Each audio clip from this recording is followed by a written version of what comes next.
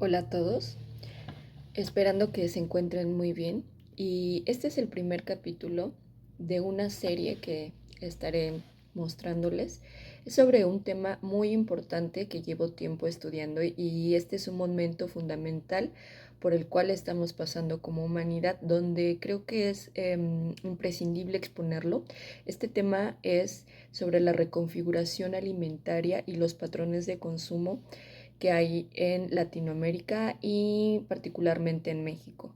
Entonces, ustedes se preguntarán, ¿qué de relevante puede tener esto o qué de relevancia puede ser, ¿no? Pues miren, hay mucho de conexión entre el consumo y el desarrollo económico de un país o un territorio. ¿Por qué? Pues en este primer capítulo se los voy a mostrar y para ello vamos a empezar hablando de los inicios o de los orígenes de las primeras ciudades, así como las teorías de desarrollo económico que se han estado emitiendo, desarrollando y haciendo práctica a lo largo de la historia. Y bueno, adelantándoles un poco que va de todo esto, es que las reconfiguraciones en la industria alimentaria pues casualmente se dan cada vez que hay pandemias y guerras y casualmente estamos pasando por un momento donde hay pandemia, ya llevamos me parece que 2 años, la verdad es que ya perdí la cuenta y apenas pues se ha estado como haciendo un poco más fuerte esta situación sobre la guerra entre potencias en distintas partes del globo, ¿no?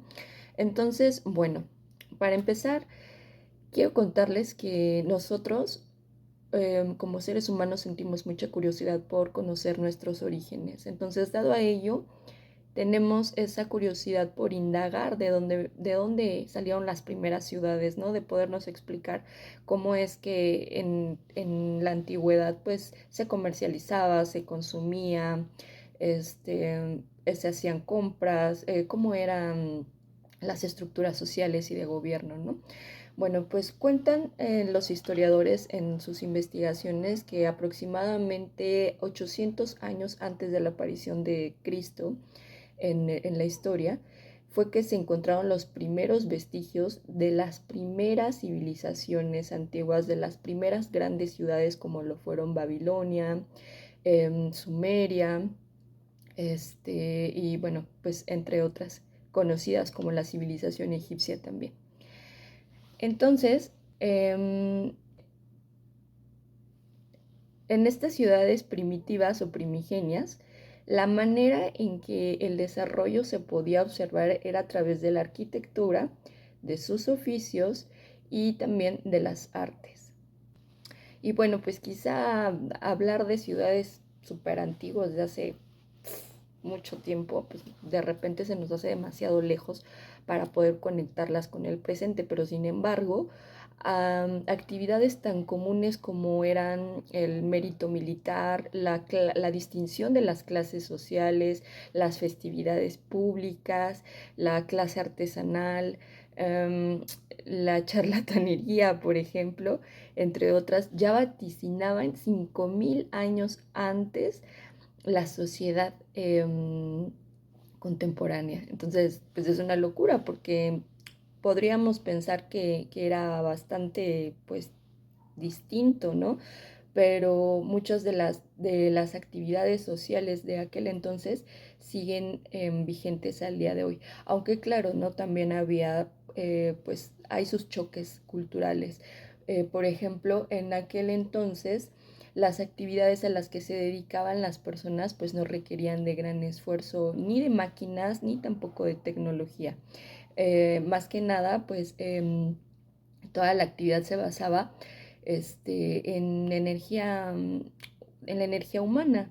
Entonces, sumado a esto, que eran muy pocas las personas que sabían o que conocían de la escritura, y sumado a que la mayoría de ellos pues no tenía longevidad a causa de que o iban a morir en incendios, en inundaciones, o de plano pues iban a perecer a falta de oportunidades pues de alimentación y mejores empleos.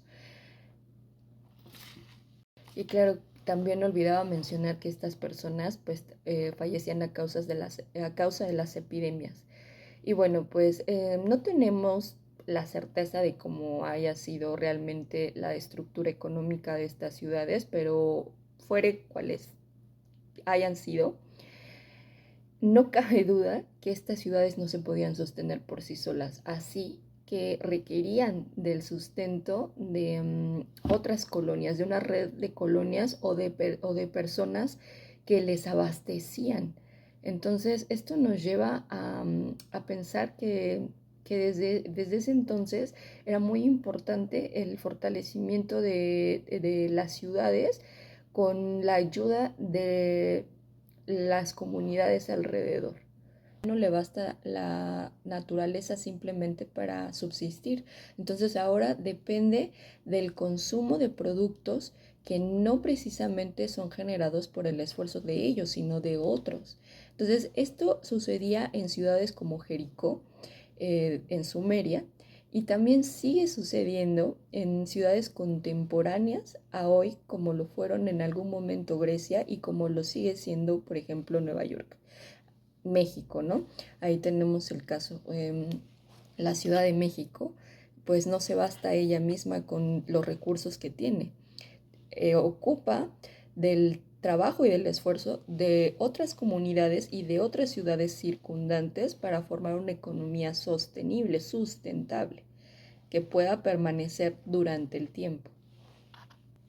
Así que para bien o para mal lo que llamamos civilización comenzó en el momento que el hombre dejó su paso libre por la recolección de alimentos y la cacería por montes y valles para congregarse con una multitud de gente en un mismo lugar y comenzar a construir estas ciudades.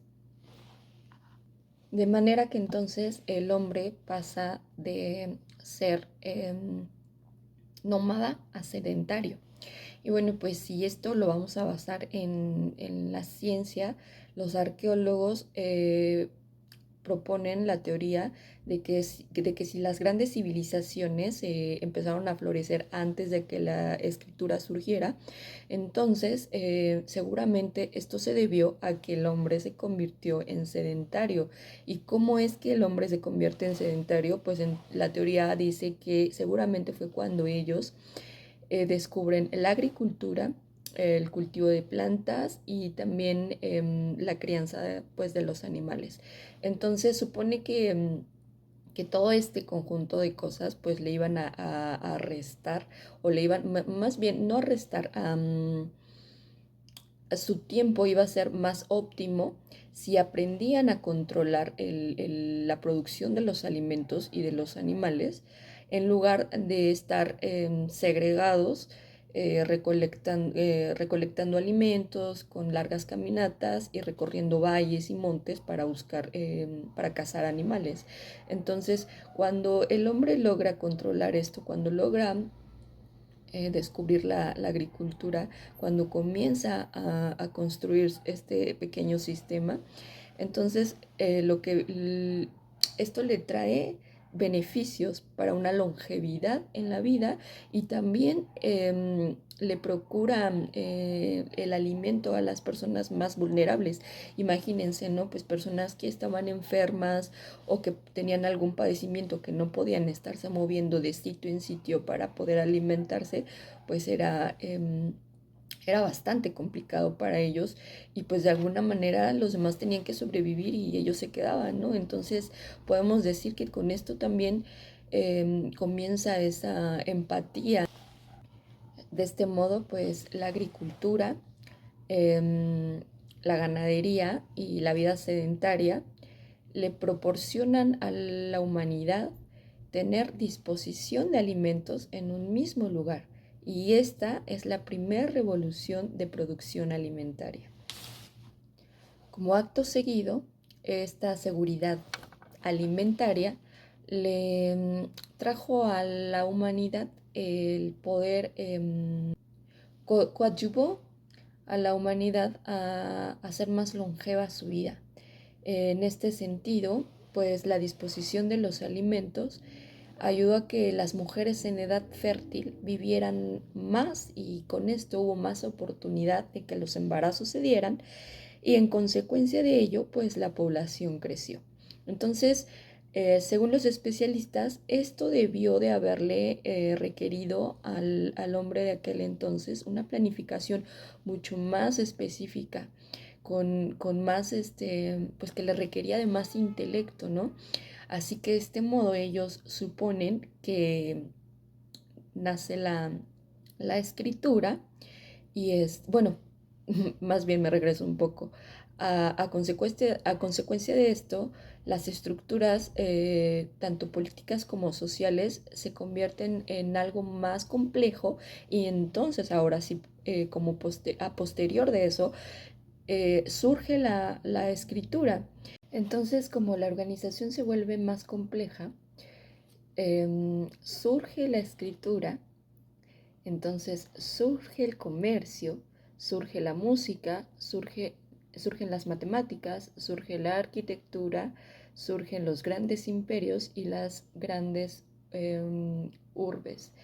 Entonces podemos ver que el hombre primitivo, el hombre que cazaba, el hombre que recolectaba frutos para poder obtener un sustento de vida, no está tan lejano al hombre de hoy, al hombre contemporáneo, el hombre que ahora vive de un consumo masificado en grandes ciudades que requieren de tecnología, de infraestructura, de grandes maquinarias. Y bueno, pero lo que sí hay una diferencia entre estos dos hombres es que el de hoy está traspasando una línea donde hay un desequilibrio y entonces esas brechas como las sociales, cada vez se hacen más grandes, la pobreza es más notoria y no solamente hablamos de una pobreza material, sino también una pobreza tanto espiritual como de mente y de lógica y todo aquello que conduce al hombre a poder expandirse. Entonces, entonces estaría bueno preguntarnos qué está sucediendo hasta este día que las epidemias y las guerras siguen siendo factores para la reconversión o la reestructuración de las economías y del desarrollo de la humanidad y de la civilización y de lo que llamamos civilización. Para este punto, de algún modo el hombre primitivo y el contemporáneo se encuentran. Entonces, a partir de eso, es que yo quiero pues que retomemos esta parte de dónde, de dónde surgen las teorías de desarrollo económico, ¿no? O sea, de qué se basan, de qué van, por qué nosotros vivimos donde vivimos, por qué la situación de un país es de subdesarrollado a uno desarrollado, qué es lo que los diferencia, em, por qué somos pobres en los países subdesarrollados, por qué si tenemos tanta materia prima, tanta riqueza natural, por qué somos pobres, ¿no? Entonces, para eso entonces vamos a introducirnos a los inicios, por ejemplo, de este término que se llama sustentabilidad. Ustedes yo creo que lo han escuchado mucho últimamente. Y bueno, esto comienza con las Naciones Unidas. Yo creo que, bueno, no creo. Estoy segura que por ahí del año de 1990, en los 90 se empieza a salir este manifiesto de la sustentabilidad, que básicamente nos habla pues de cuidar y de utilizar, de aprovechar de manera justa los recursos naturales para esta generación y las generaciones venideras. Entonces, en este sentido ya nos está hablando de que tenemos que que organizarnos de una manera mucho más compleja y más estructurada, porque cada día somos más en el mundo y esta cuestión no implica de que porque somos más, pues no va a alcanzar para todos.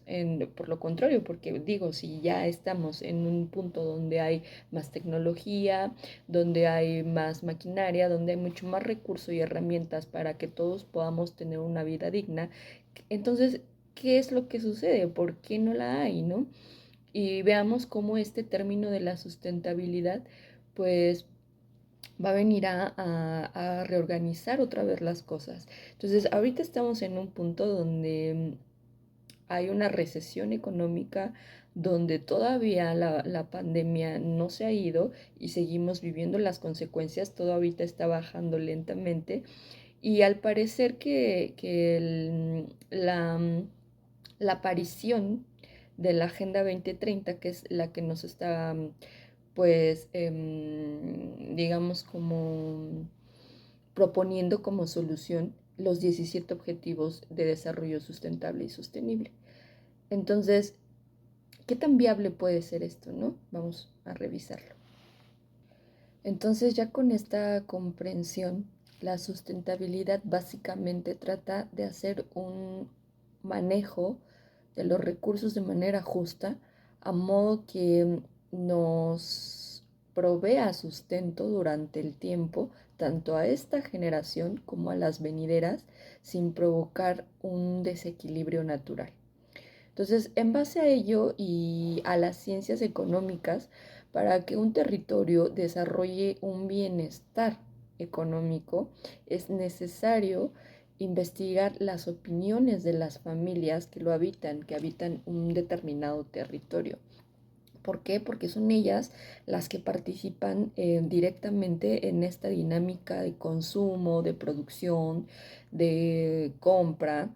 Y bueno, básicamente que las personas que habitamos un territorio somos las que propiciamos ese movimiento económico para hacer una expansión y un desarrollo de ese territorio. Entonces, realmente no estoy segura si las Naciones Unidas hicieron un estudio de mercado o algún tipo de estudio que recolectara estas opiniones de las familias y en base de ello hayan construido los 17 Objetivos del Desarrollo Sustentable que promulgan en su agenda. Quitando eso de lado, para la ciencia económica, el objetivo de recolectar estos testimonios de estas familias es simple y llanamente que con ellos se pueden construir estrategias mucho más robustas para crear soluciones que abarquen tópicos desde lo cultural, lo ambiental, lo económico, las estructuras de gobierno, de educación, en fin, todo aquello integral para que un territorio y también los seres que lo habitan se puedan desarrollar de la manera pues más digna y justa posible. Entonces, en base a ello, obteniendo toda esta información, es mucho más fácil, como les comentaba, crear sistemas económicos que sean más justos y que también tengan la posibilidad de estarse retroalimentando a través del tiempo y en base a ello mejorándose. Entonces, con esta gestión de modelos económicos, pues se puede hacer una fusión de lo tradicional con lo contemporáneo, sin digamos, desplazar las actividades o las tradiciones o los hábitos fundamentales de las sociedades, como por ejemplo el maíz, que es básico para la cultura mexicana en su tradición alimentaria y también hasta en esta parte de la salud. Entonces, no se trata de segregar, ni de romper, ni de ser sectarios. Se trata de unificar y que estos sistemas económicos actúen realmente en pro y en justicia tanto de las personas como de su sustento, como lo son los recursos naturales, por ejemplo. Entonces, con base en esto que ya hemos estado hablando anteriormente, entremos un poco a a este tema del consumo globalizado. Entonces, desde que florecieron las primeras civilizaciones hasta el día de hoy, nuestro consumo ha dado vueltas y vueltas y se ha reconfigurado y se ha modificado y ha cambiado a tal magnitud que el día de hoy nuestros hábitos, nuestro estilo de vida, a lo que nos dedicamos, lo que comemos, pues es totalmente muy distinto a lo que era en un inicio. En un inicio, por ejemplo, cuando pues el hombre era recolector y cazador, obviamente no tenía tanta comodidad como la que tenemos ahora, como y es salir de la casa e ir al supermercado que muchas veces nos queda a media hora, 15 minutos, 10 minutos de donde nos localizamos y eso hace mucho más inmediata nuestra compra. Ahora no hablemos de que ya está el e-commerce, el que es el comercio electrónico y estamos a un clic de poder comprar algo y simplemente esperamos en la puerta de nuestra casa un tiempo mínimo para poder acceder a la compra. Entonces, si bien la modernización y la civilización le ha dado al hombre una vida mucho más cómoda y también longevidad, pues también esto lo ha hecho, pues de algún modo muy dependiente de este tipo de consumo. También lo ha hecho muy dependiente de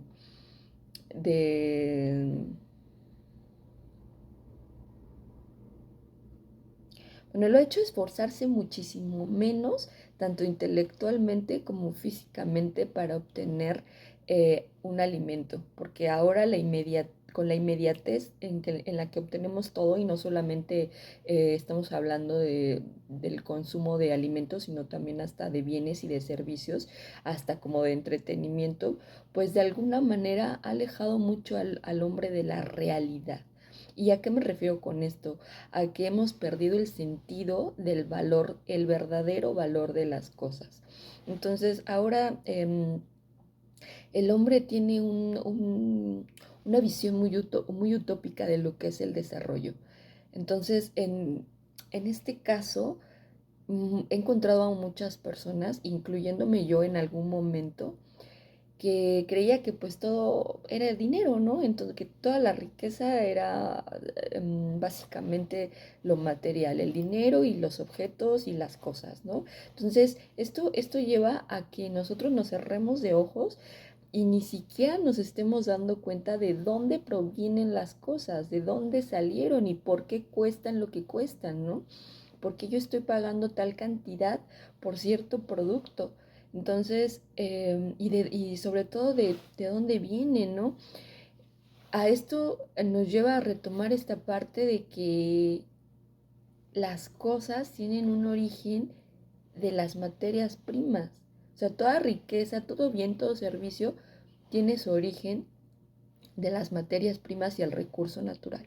Entonces, el valor de las cosas no está en, en el trabajo que se hizo para poder hacerlas, o sea, sí, pero básicamente es el esfuerzo y la energía que tuvo que aplicarse desde que se sembró esa semilla o desde que se sacó ese mineral o esa materia prima para poder producir un producto final como por ejemplo un celular o un jugo de naranja o tu ropa, por ejemplo. Entonces, en- como acto seguido, vamos a ver las teorías de desarrollo económico y ahí es donde nos van a explicar un poco de dónde surge el precio y el valor de las cosas y cómo es que estos economistas, que les voy a mencionar enseguida,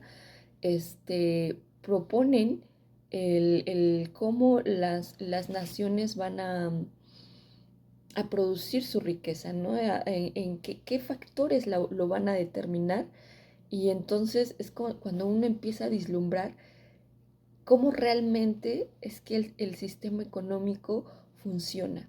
Porque muchas veces, pues nosotros nos vamos con los hechos de, no, es que fulano gobierno es corrupto, o los políticos son corruptos, o bueno, N cantidad de personajes que nosotros pensamos que de ahí radica pues nuestra pobreza y todos nuestros dilemas humanos que vivimos el día de hoy por, por los cuales no estamos satisfechos con nada. Así que en este sentido, muchos de los productos que hoy día consumimos no son básicos y muchas veces tampoco necesarios. Muchos de ellos obedecen a los impulsos y a los deseos que se despiertan en nosotros a la hora de consumir. Entonces, no sé ustedes qué tanto sepan de esto, pero sí hay una especie de manipulación psicológica, psíquica, de los impulsos electromagnéticos, de los deseos del ser humano hacia un cierto producto o hacia poseer cierta cosa que le va a proporcionar una estabilidad o más bien llenar un vacío de necesidad que se nos ha creado con lo largo del tiempo. Entonces, por ejemplo, las civilizaciones antiguas, si en un momento que tengamos podemos hojear un libro, vamos a encontrar cuál eran sus oficios. Y por ejemplo, pues podemos apreciar que había estaba muy implícito el arte en tanto en las decoraciones de vasos, de platos, de lapiceros, bueno, casi en todo había mucha calidad. Y era como una cuestión más de personalizar los objetos, pero desde una visión más profunda del ser humano, más artística, a diferencia del día de hoy que los productos están sí personalizados, pero hechos para homogenizar a la gente y para darles de manera inmediata lo que sus deseos e impulsos los empujan a consumir. Entonces, ¿quién realmente está saliendo beneficiado? ¿Nosotros como consumidores o las industrias de tanto alimentos como de espectáculos y demás objetos y bienes que nosotros estamos consumiendo diariamente? Este tema es bastante interesante y de alguna manera nos grita que le pongamos mucha atención porque el consumo globalizado se ha hecho tan especializado y tan personalizado al grado que ha categorizado a las personas, ha logrado sectarizar a la sociedad y la ha puesto en cajitas donde hay una segregación social y dependiendo de lo que tú consumas, dependiendo del gasto que tú hagas, dependiendo del trabajo que tú tengas, es para lo que te va a alcanzar para consumir y entonces desde ese punto tú ya vas a estar encasillado en un cierto nivel social. Si comes frijoles, entonces eres de ingreso bajo, pero si tú puedes comprar un cereal que es fitness para personas con, no sé, por ejemplo, diabetes. Entre más especializado esté el producto, más caro va a ser. Pero eso quiere decir, según la industria de la alimentación, que es un producto que lleva todo en uno, ¿no? Que te va a hacer la vida más fácil y que aparte es un producto que te va a dar salud y pues vale el precio, ¿no? Pero realmente estamos seguros que este tipo de productos industrializados y procesados nos va a dar esa salud, nos va a asegurar que vamos a estar mejor. No lo sabemos, pero pues tú ya te fuiste contento y entonces el que come frijoles es pobre, pero tú que tienes acceso a un cereal personalizado y ya formas parte pues de otro código social, ¿no? Entonces, esto también va alterando la psique humana y de alguna manera va insertando en la mente de las personas el que algunos tienen acceso a una mejor posición social, a un valor mayor como persona y también a un acceso a una vida más digna, según.